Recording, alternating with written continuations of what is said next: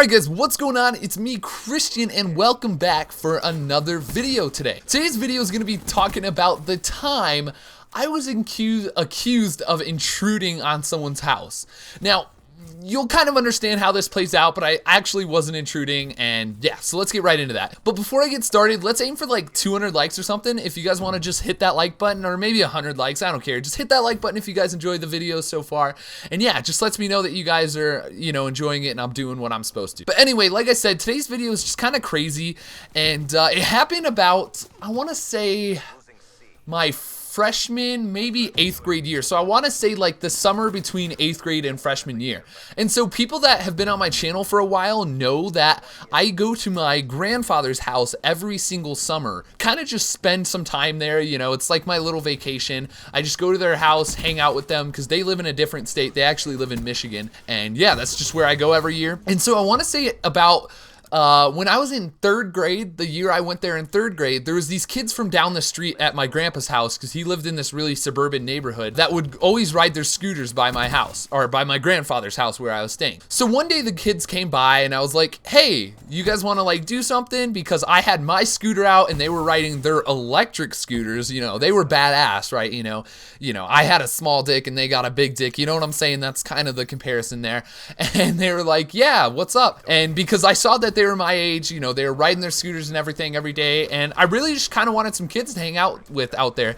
And when I was a kid, I don't know about you guys, I was like way more out there. Like I could go and say hi to people and start conversations, and I was just way more out there than I am now, and I don't know how that works. But yeah, so I went out there, I went and talked to them, and I was just like, all right, let's do something. And they're like, you want to play basketball at our house? Because they had a basketball hoop, and I was like, yeah, for sure, let's do it. And so that was just kind of how I started talking to them. So flash forward to the summer between 8th grade and 9th grade year, and every single year I came out, I made sure to hang out with these kids, right? We'd play basketball, we'd hang out, we'd go play on the PlayStation 3 in their house. I'd drink Gatorade, have food there, and yeah, it was just really good. Like, it was a lot of fun times we just had. So one of the days I was there, we were playing PlayStation, right? And so I'm not sure which Call of Duty was out at the time, but I certainly know we were playing a Call of Duty, and we were both kind of just going ham, and one of the controllers broke, right? So one of the controllers didn't work, and I was like, okay, I'll go back to my house, get my PlayStation controller, and we'll be able to play again. And he was like, okay, do it, because my grandpa's house was literally like 6 houses down, and I just had to ride my bike over, got my controller, came back, synced it up, and yeah, so we just kept playing, and my controller was there. And then we went outside, and I left my controller downstairs, right? So we went outside, played basketball, and then his mom's like, hey, we've got to go, because apparently they were going out to eat or something, or going to get groceries. I don't even remember what they were doing, going to a movie, whatever. So later that night, I got home to my grandfather's house after just kind of riding my bike around the neighborhood, because when they were gone and couldn't hang out, that's basically what I do. I just ride my bike around, kind of explore shit, whatever my 8th grade mind wanted to do at the time. And so yeah, but I got home that night and I noticed that I didn't have my PlayStation controller, right? I was like, damn, I left it at their house. And so it was getting kind of dark out, and I was like, all right, you know what? I guess I'll just have to see if they're back. And so I get to their house and they're still not back, right? So they've been out about an hour, maybe 2 at the most. And I'm like, dang, what am I gonna do? What am I gonna do? So I call up my friend, who I won't name, but we'll call him Jack. And so I call up Jack on the phone and I'm like, hey, dude, I left my controller at your house. And he's like, okay, you know what? I'll just tell you the passcode to the garage, because we might not be home for like another 30 minutes or so, and I just wanted to play games with my friends. And so he gave me the garage code. I got into the garage, and then I opened the door, and then the alarm starts to go off, and I had already hung up on the phone with him. And I'm like, oh shit, what do I do? What do I do? Because I didn't know the code, and there probably wasn't even enough time to call him to get it. And so I kind of just sat there for a second. I like backed out of the house. I was like, oh crap, like what am I gonna do right now?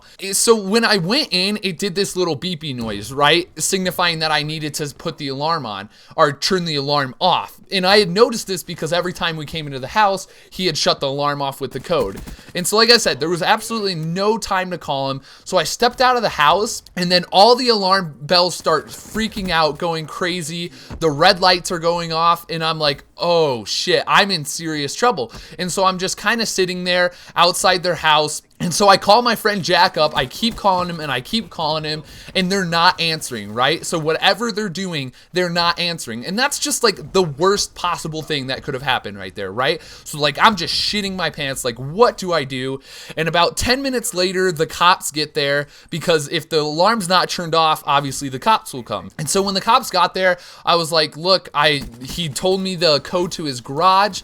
I went in to try and get a controller, and they're like, I'm sorry, but we can't take your word for it. And I'm calling Jack up on the phone, waiting for him. And so I then called my grandparents. My grandparents came down, and they're trying to explain the situation, saying that I left my controller there because they had known I went to go get my controller from the house. And so they're like, until we hear from the family, there's nothing we can do.